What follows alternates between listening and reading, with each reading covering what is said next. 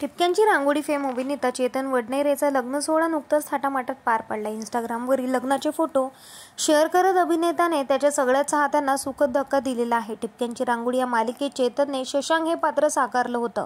यामुळे शशांकचे खऱ्या आयुष्यातील अप्पू कोण आहे जाणून घेण्यासाठी सगळेच आतुर बसलेले होते। चेतन वडनेरे याने अभिनेत्री ऋतुजा धारपशी लग्नगाठ बांधलेली आहे। 2022 मध्ये या दोघांनी गुपचूप साखरपुडा उरकलेला होता। त्यापासून अभिनेत्याचे चाहते त्याच्या लग्नाची आतुरतेने वाट बघत होते। अखेर 22 एप्रिल रोजी चेतन ऋतुजाचा विवाह सोहळा थाटामाटात पार पाडला गेला।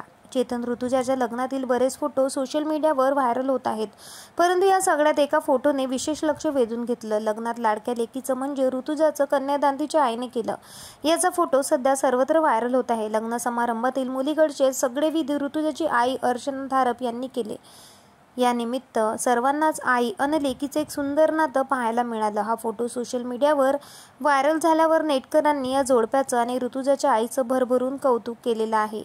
चेतन आणि ऋतुजाच्या लग्नातील लुकबद्दल सांगायचं झालं तर अभिनेत्रीने लग्नात मोरपिशी रंगाची सुंदर अशी नऊवारी साडी, यावर जांभळ्या रंगाचा ब्लाऊज, पारंपरिक दागिन्याचा लुक केलेला होता, तर चेतनने लग्नात सोहळं नेसलेलं होतं।